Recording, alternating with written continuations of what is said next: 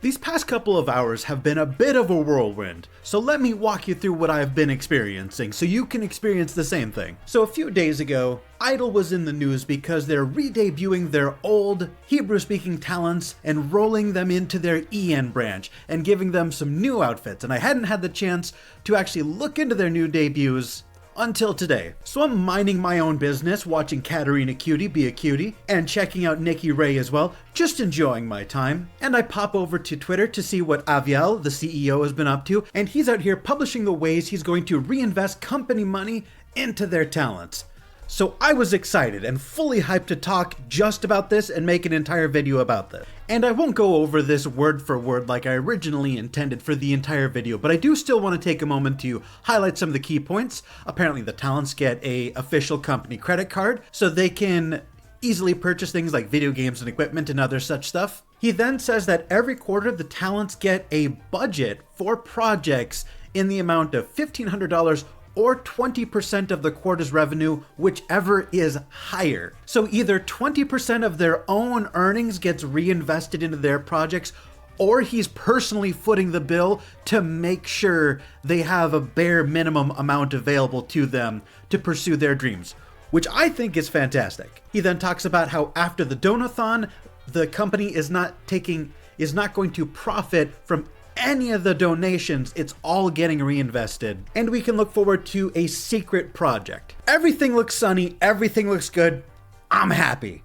And while I was checking out the quote retweets, I happened upon Rima Evenstar, another VTuber news and commentary channel, and saw this comment where they said, check out Pochi Wanmaru's past life. She posted some not so good things about Idle, and she's probably getting terminated soon.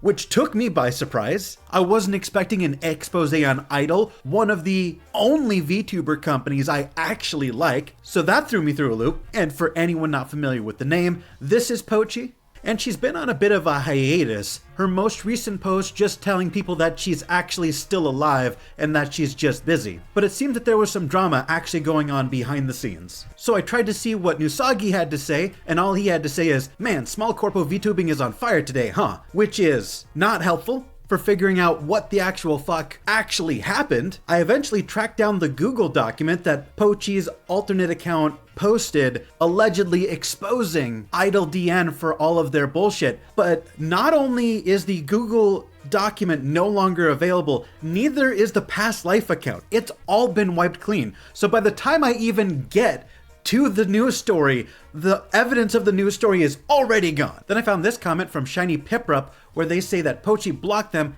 and locked the replies on all of her recent posts, saying, I wasn't sure how much truth there was to her words, now I know she's a fraud. This time I'm siding with the company. And finally, I find screenshots of the actual Google document so I can actually cover what the hell is going on. And apparently, Pochi says, let's talk about the time I worked at, quote, not Starbucks, very obviously referring to Idle EN. Not Starbucks has provided an extended break notice. Despite my request to do so a long while ago, the situation has caused me significant worries. I wanted to take a break from the accumulated stress from the very start to the present because of several issues that Not Starbucks has had. While I recognize some internal issues are being worked on, there has been limited acknowledgement of responsibility for past incidents. I've experienced difficulties primarily in my interactions with Mr. Man, aka her manager. She goes on to say, I was scheduled to receive my share of the second promo event earnings given to me in support by customers in early February to help and facilitate my move to another country, including various expenses like furniture, soundproofing, better equipment, and as agreed being the sole reason for my second promo event, but I did not receive anything. The lack of funds has caused me financial hardship. I've been under the impression that I would be paid. I was told it was sent or being sent at the time, and like the first promo event and all other promo events, I should have received my funds on the next paycheck. I was then told that my funds were frozen due to saying I wouldn't do my tasks, which is false. We were still discussing, and in the middle of negotiations, there were mentions of other tasks over which I had no control over, such as a Not Starbucks minigame, a mascot, etc., and that was what I was referring to. This concerned me because I stated multiple times I could do my tasks. It seemed illogical as I had learned I would not receive the funds prior to this part in our negotiations. I was told by someone else at Non-Starbucks that the actual reason was because I had a work leave notice active. Regardless, This shouldn't have changed anything since there was a significant established lapse of time before my leave, and that I was more than open to negotiate and compromise to do my tasks during that time and extended work leave notice. Around the start of January, I had issued a work leave notice because of my experiences at Not Starbucks. I want to emphasize that issuing the work leave notice was not related to the promo event. I planned to see what was possible, what my options were, what we could agree on, finish my tasks of the promo event, and exit with no complications. I just want to point out that in this moment, in this message, she says she's willing to complete all of her tasks while she's on vacation and while she's busy moving. But if I can direct your attention to her donathon goals that she's allegedly saying she's willing to accomplish, all of this is on-stream activity. The Gachapon Online, cover songs, a cat stream, feet asset, karaoke. If people are giving you thousands of dollars, no, tens of thousands of dollars to produce certain content, and then you immediately fuck off and don't fulfill any of these content obligations, I think it's relatively easy to understand why people might have an issue with that. I fully understand that moving is a time-consuming process, but I don't think you can be upset about not getting paid out before fulfilling all of these donathon promises that require you to be live streaming. The sooner you get back to work, the sooner that you can get paid out. Keep in mind, we are end of March as of writing this, and I could have worked on tasks for the promo event this entire time. There were instances of undue pressure and coercion over the past months, going back and forth, such as punitive terms and documents I was given to sign, and threats. I refused to sign anything for my own mental well-being and to protect my freedom. Other well-meaning individuals joined in the negotiation near the tail end, but it was still unfruitful as the manager refused to budge. In the end, I knew refunds might have to be issued, despite being a last option because of my financial situation and possibilities of resolving this. I was very recently made aware by customers that, upon asking for refunds, messages sent by Not Starbucks to customers indicated no refunds would be offered because I was presently working on and on my way to finishing my tasks. False, as we had not yet come to an agreement while simultaneously claiming I would not do my tasks. Sorry to pause yet again, but I just wanted to interject here and say, I presume management assumed that these negotiations would eventually be resolved and you'd get back to work. As soon as you get back to work, you can start doing all of this content that you promised. I don't think they expected these negotiations to end in your termination. I hadn't received anything either way. In the end, it is the right thing to do for customers because we were unable to find a way for Not Starbucks to let me complete my tasks. I've been feeling very unwell because of the situation and have made this known to Not Starbucks. It has affected me mentally and physically, where I've needed to see a doctor. Most days I feel very depressed and brain fogged, completely out of it, and I struggle to do anything, including making coffee, which of course is referring to streaming. I have felt lonely and isolated, worsening my anxieties. I am very exhausted. I tried my best. And then in bold at the end there, they say, I have respectfully asked Not Starbucks to respect my privacy and discontinue any further attempts to contact me. Despite holding evidence, I've chosen not to disclose further details out of consideration for the other baristas, the other streamers, and Not Starbucks staff. I believe it prudent for all parties to move forward and disengage from this matter. Continued engagement serves no purpose, and we will only perpetuate harm and validate my experiences. So let's just take a moment to digest, summarize, and translate everything we just read, because that was a lot. So to start off with, the primary gripe is that she did a promo event and she expected to get paid for that event because she was moving to another country and getting everything set up, and that is understandably very expensive. However, she didn't get paid in a timely manner, and now she's fucking broke. So she asked the other talents why the hell she's not getting paid, and they said it's because she's not doing her work. And it seems to be some confusion and a little bit of back and forth as to what work she could and couldn't accomplish, and it seems she was still in negotiations. She says she later learned that she wasn't going to get paid until after negotiations had finished. Presumably these are terms in her contract that she wanted to get sorted out, so it really sounds like a conflict of timing, in my opinion. And then yet another talent chimes in and says all or part of the reason she hasn't been paid yet is because she's on leave. She's taking time off of work and off of streaming to go sort some shit out. She's in the middle of a big move and she's getting things up. She needs time off of work for that.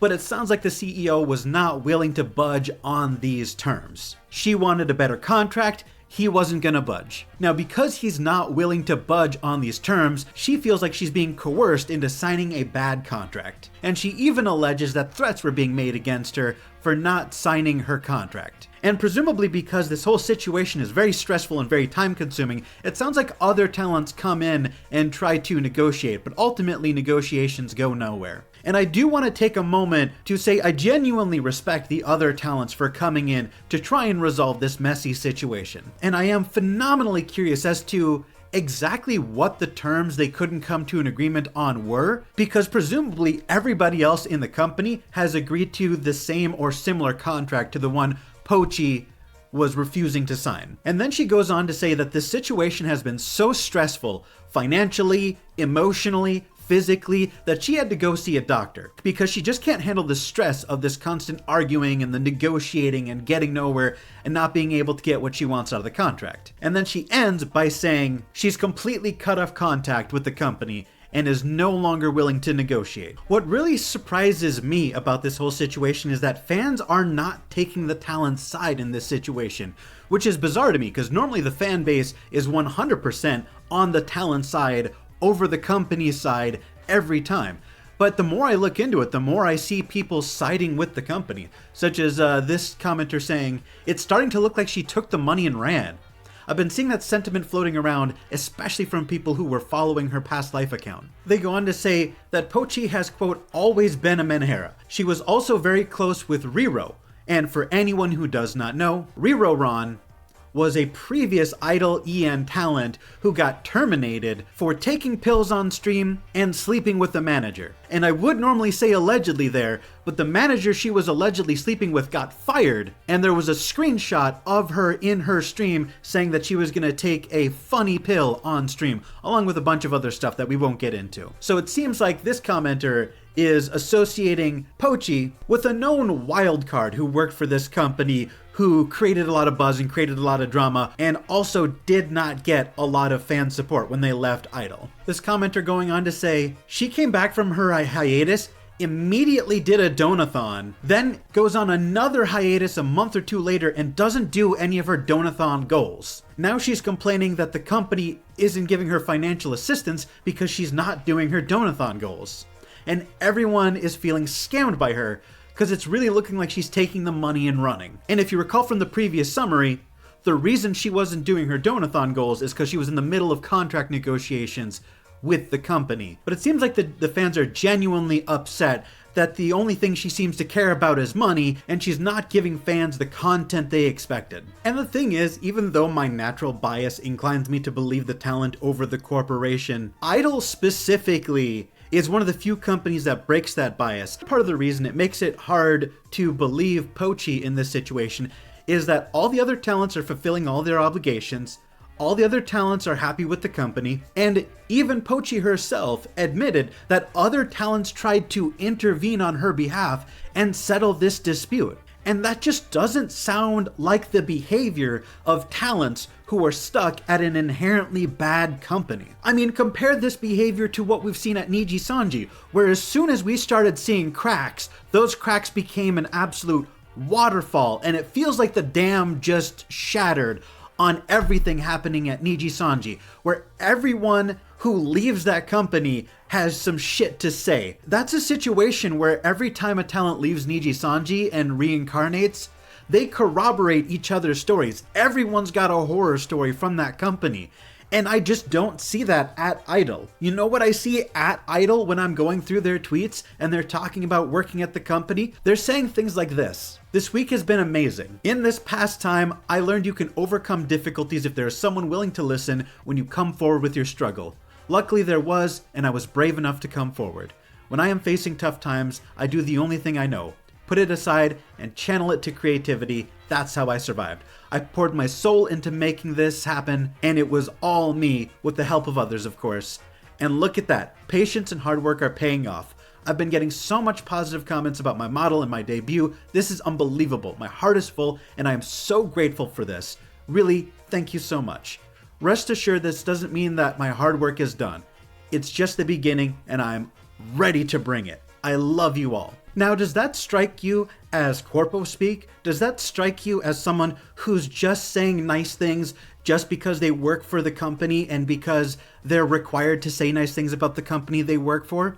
Or does that sound like a genuine and heartfelt message about how much they love working where they work and how they feel like their hard work is paying off? Compare that to the Black video posted on Alir Pandora's channel where she is defending Niji Sanji, and the entire time she sounds like she's got a gun aimed directly at her head, and the entire thing sounds like blatant corpo speak and total bullshit. Idol has been a company that has been very openly transparent with exactly what they are and are not doing for their talents. And I respect that level of transparency, and it's part of the reason I'm willing to give them so much more leeway than I normally would. And mind you, this is coming from someone who genuinely hates corporations. As a VTuber organization that's taking a huge chunk of the content creator's revenue, to the rules and penalties and restrictions placed on the content creator, I consistently hate corporations in general, and very specifically VTuber corporations.